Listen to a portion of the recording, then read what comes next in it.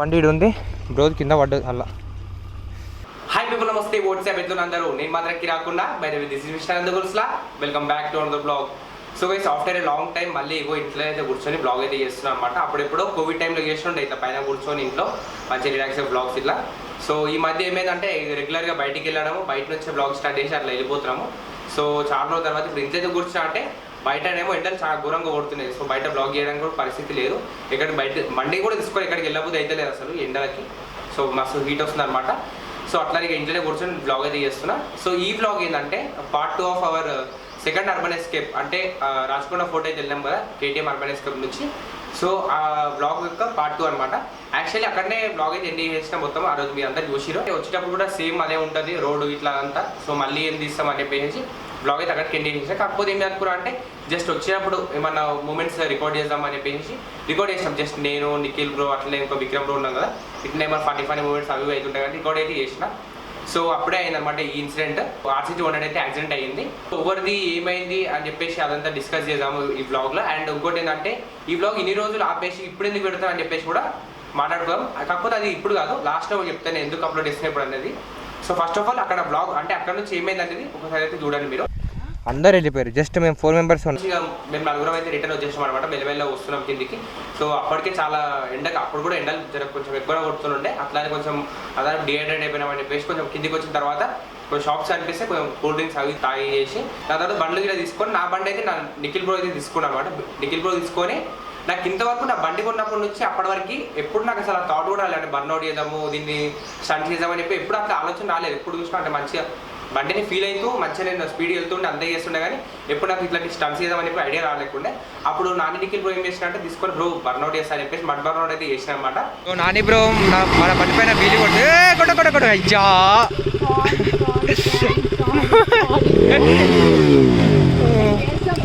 Burnout చేస్తారు. Burnout ఆగురి అమ్మ గుట్టెక్కింది నా కాళ్ళ ఎంత పడ్డా చూడు, ఇంత పడ్డా.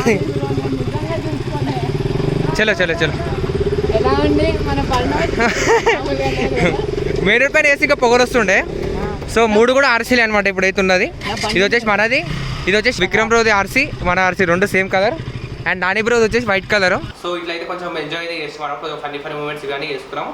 దాని తర్వాత ఈ మూమెంట్ అయిపోయిన తర్వాత బర్న్అవుట్ ఇట్లా చేసి కొంచెం ముందుకు వచ్చి ఇంకా ఒక మేబీ ఒక 2-3 కిలోమీటర్స్ అట్లా ముందుకు వచ్చిన తర్వాత ఒక దగ్గర టర్నింగ్ అనేది బాగుంది అనమాట. అంటే కొంచెం మాకు మంచి అనిపిస్తుంది లొకేషన్.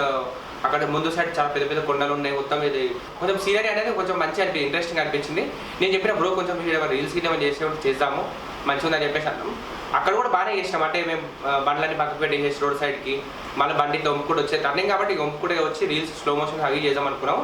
సో చేసేటప్పుడు అక్కడ కూడా మంచిగా ప్రికాషన్స్ తీసుకొని చేసాం. అంటే ఇప్పుడు బండి అటు సైడ్ నుంచి వస్తుంటే మేము ఇటు సైడ్ వెళ్ళి 2-3 బండ్లకి ఇట్లా వస్తుంటే చెయ్యి ఆపేసి బండ్లు వస్తున్నాయా లేదా అని చెప్పేసి అరుచుకుంటా అంటే నువ్వు వచ్చేసి బండ్లు వస్తున్నాయి అట్లా అంటే గైడ్ చేసుకోం అనమాట.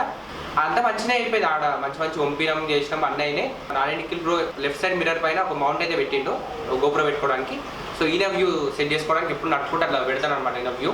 కాకపోతే వాళ్ళ బ్రదర్ ఏం చేసినా ఈ యాక్సిడెంట్ అయ్యే మూమెంట్లో సో వీడియో అనేది ఈయన సైడ్ పెట్టుకోకుండా రైడర్ సైడ్ పెట్టుకోకుండా ఆపోజిట్ రోడ్ కనిపించే వ్యూలో పెట్టిన అనమాట.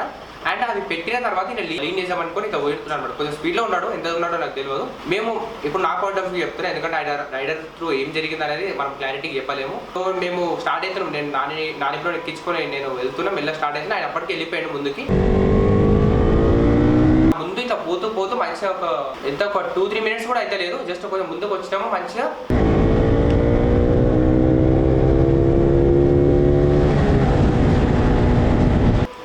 ఒకటేసారి సడన్లీ బండి వెళ్ళిపోయినాడు అనిపించింది ఆ చిన్నకి.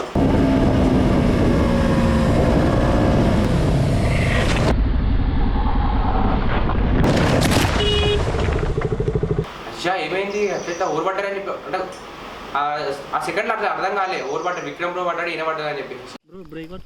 ఒక నిమిషం ఏం కాదు నేను మంచిగా లీన్ చేద్దామని చెప్పేసి అనుకుంటూ కాకపోతే బండి అనేది కంట్రోల్ కాలేక అక్కడ నుంచి టర్నింగ్ రోడ్ అనేది హైట్లో ఉంది. రోడ్ నుంచి పక్కన కిందికి ఒక 7 to 8 feet లోపలికి గుంతలాగా అయితే ఉన్నాయి అనమాట 2 సైడ్లో. బండి ఇడు ఉంది బ్రోజ్ కింద పడ్డది అలా. సో ఇక్కడ ఆయనకి మేజర్గా ఏమంటారు ఆయనకి హెల్ప్ చేసింది ఏంటంటే రైడింగ్ గేర్ లేదు అయినప్పటికీ కూడా ఎట్లా ఆయన దెబ్బల నుంచి బయటపడ్డాడు అంటే ఆయన జీన్స్ ప్యాంట్ వేసుకుంటే అదొక అడ్వాంటేజ్. అండ్ ఇంకోటి ఏంటంటే షర్ట్ పైన కూడా ఇంకోటి జాకెట్ లాంటిది వేసుకున్నాడు అనమాట. ఈ 2 ఉండడం వల్ల జాకెట్ లేకుండా అట్లాంటి ప్రొడక్షన్ అయితే ఇచ్చినాయి. అంటే ఒకవేళ అవి జాకెట్ కానీ నార్మల్ జీన్స్ ప్యాంట్ లేకుండా నార్మల్ ప్యాంట్ వేసుకొని వచ్చుంటే మేబీ ఛాన్సెస్ ఆఫ్ అంటే దెబ్బలు తాకి ఇట్లా రబ్బింగ్ అయ్యి సో చాలా ఇబ్బంది తాకే అంటే ఛాన్సెస్ ఎక్కువ ఉండే అనమాట. సో దేవుని దయ వల్ల ఆయనకైతే ఏం కాలేదు. చాలా అంటే మనకైతే ఒక్కసారి ఓకే రిలాక్స్ అని చెప్పేసి అనిపించింది. ఇక్కడ కూడా నేను ఏమో అయిపోయింది బండి అని చెప్పేసి అనుకున్నా. కాకపోతే అక్కడ ఏమైందో తెలియదు, మొత్తం లక్ అని చెప్పేసి అనుకుంటున్నాను నేనైతే. ఎందుకంటే రైడింగ్ గేర్ లేకుండా ఆయన మంచిగా ఉన్నాడు అండ్ బండి కూడా అంత పైనకి కింద పడి కూడా బండికి అయితే అసలు మేజర్గా ఏం కాలేదు. జస్ట్ ఏం జరిగిందంటే ఇట్లా పోయి పడడం వల్ల మట్టి ఉంది కొంచెం ఆడ మొత్తం, దానిపైన పడ్డది బండి గీసుకుపోయింది. సో సైడ్కి మొత్తం ఫేరింగ్ మొత్తం గీతలు అయితే పడ్డాయి. కాకపోతే బండి అనేది ఏ పాటు కూడా ఇరగలేదు. జస్ట్ ఇంకోటి ఏమైందంటే బ్రేక్ లివర్ ఉంటుంది కదా కింద, బ్రేక్ లివర్ అయితే మొత్తం బెండ్ అయిపోయింది అనమాట. ఇట్లా అక్కడ నుంచి కొంచెం బండి తీయడానికి చాలా ఇబ్బంది అయింది మాకైతే. బండికి అంతకు మించి ఇంకేమైతే కానీ మొత్తం మట్టి అయితే అలా నిండిపోయింది. ఫస్ట్ చాలా కష్టంతో బండి అయితే బయటికి తీసినాం. ఇంకో అడ్వాంటేజ్ ఏంటంటే ఆయన అయితే హెల్మెట్ అయితే పెట్టుకుంటాం. అప్పుడే నాకు అనిపించేది ఒక్కసారి చాలా అంటే చాలా డిసప్పాయింట్ అయిపోయింది. అంటే ఇంత మంచి రైడ్ ఎంజాయ్ చేసినాము, ఏంది ఇట్లా అయింది అని చెప్పేసి.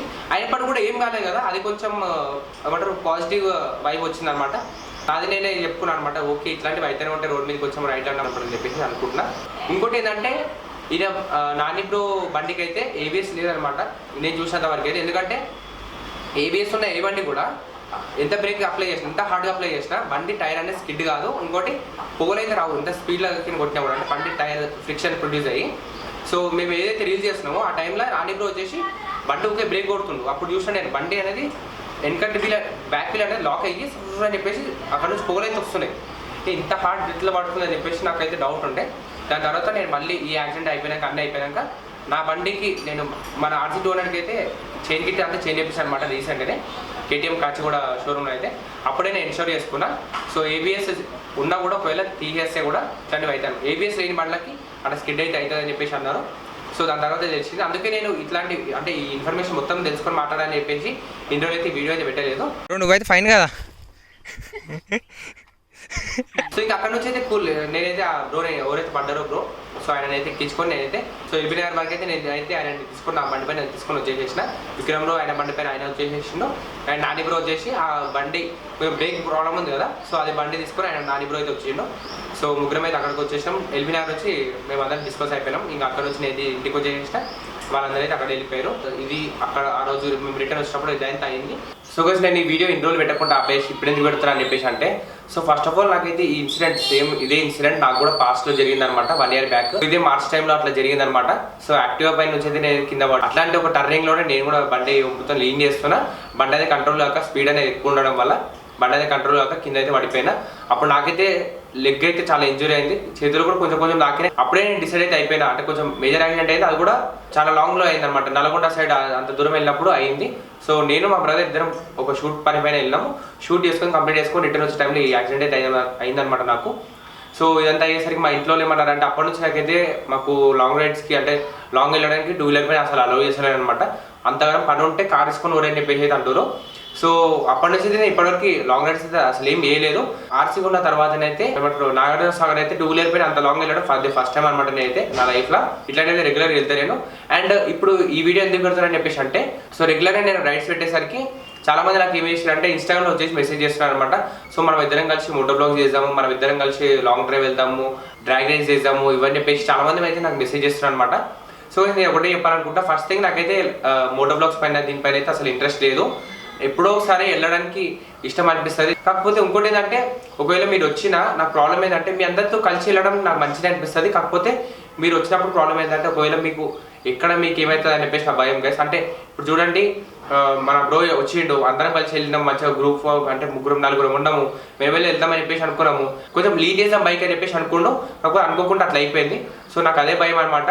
మీ అందరికి తీసుకొని వెళ్తే బాగానే ఉంటుంది, మంచి సబ్స్క్రైబర్ని కలిసినట్టు ఉంటుంది, అండ్ కొత్త జనాలను కలిసినట్టు ఉంటుంది, అంతా బాగానే అనిపిస్తుంది, అదంతా బాగుంది. కాకపోతే ఒకవేళ అనుకోని పరిస్థితుల్లో ఏమన్నా బ్యాడ్ జరిగితే ఏందని చెప్పేసి నాకైతే భయం అవుతుంది అనమాట. అదే అనమాట రీజన్. నేనైతే ఎవరికైతే రిప్లై ఇస్తలేను. చాలా మందికి నేను చెప్దాం అనుకుంటున్నా, కాకపోతే చెప్తే ఎక్కడ ఫీల్ అవుతారా ఎక్కడ హర్ట్ అవుతారని చెప్పేసి అది బాధ అనిపిస్తుంది. అందుకే నేనైతే రానని చెప్పేసి అనలేదు, కాకపోతే యా బ్రో సూన్ కలుస్తాము, ఎప్పుడైనా ప్లాన్ చేద్దాంలే అని చెప్పేసి అన్నా. సో డైరెక్ట్ చెప్పలేకపోతున్నాను నేను, కొంచెం అర్థం చేసుకోండి. అండ్ గైస్ ఇంకోటి ఏం చెప్పాలనుకుంటున్నా అంటే, సో గైస్ ఇక్కడైతే ఆయనకి రైడింగ్ గేర్ లేనప్పటికీ ఆయనకైతే చాలా ప్రొటెక్షన్ ఏమి ఇచ్చినాయి అంటే, ఫస్ట్ థింగ్ హెల్మెట్ అయితే ఉండే. హెల్మెట్ కూడా చెప్పడం మర్చిపోయాను నేను. ఆయన కింద పడ్డప్పుడు హెల్మెట్కి రైట్ సైడ్ చిన్న గీత అయితే కొంచెం లోపల పడ్డది, అంటే క్రాక్ వచ్చి అంతవరకు వచ్చింది, కాకపోతే క్రాక్ అయితే రాలేదు. సో ఇట్లాంటి కేసెస్లో అంత పైన కింద పడ్డప్పుడు హెడ్కి అయితే చాలా ఇంజూరీ అయ్యే ఛాన్సెస్ ఎక్కువ ఉంటాయి. హెల్మెట్ ఉండడం వల్ల ఆయన బజాజ్ స్పెండ్ అని చెప్పేసి చెప్పుకోవచ్చు. హెల్మెట్ ఉంది, జాకెట్ ఉంది, అంటే నార్మల్ జాకెట్ ఉంది, అండ్ జీన్స్ ప్యాంట్ ఉంది, అండ్ షూస్ కూడా ఉన్నాయి. ఈ 4 ఉన్నాయి కాబట్టి ఆయన అయితే సేఫ్ ఉన్నాడని చెప్పి. అండ్ ఈ వీడియో ఏంటంటే ఒక మెసేజ్ అందరికీ. సో రైడింగ్ అయితే ఖచ్చితంగా వేసుకోండి అని చెప్పేసి ప్రూఫ్ తోటి, లేకుంటే ఏమవుతుంది అని చెప్పేసి ఒక ప్రూఫ్ అయితే మీకైతే ఇచ్చిన అనమాట. అండ్ ఇవన్నీ ఉన్నప్పుడు కూడా మన లక్ అయితే బాగుండాలి. సో లక్ అనేది ఎప్పుడు ఎట్లుంటుందో చెప్పలేము కాబట్టి అందరు సేఫ్ అయితే డ్రైవ్ చేయడం నేర్చుకోండి. ఫస్ట్ ఆఫ్ ఆల్ అంటే మన లిమిట్స్ మనం వెళ్ళడం అయితే నేర్చుకోండి. అండ్ ఫస్ట్ థింగ్ అందరూ సేఫ్టీ గేర్ అయితే మెయింటైన్ చేయండి. అండ్ సెకండ్ థింగ్ ఇంకోటి ఏంటంటే నాకైతే రైడ్స్ పైన అయితే ఇంట్రెస్ట్ లేదు. So hope you people understand. Thanks for watching this video. Meet you on the next vlog. By by.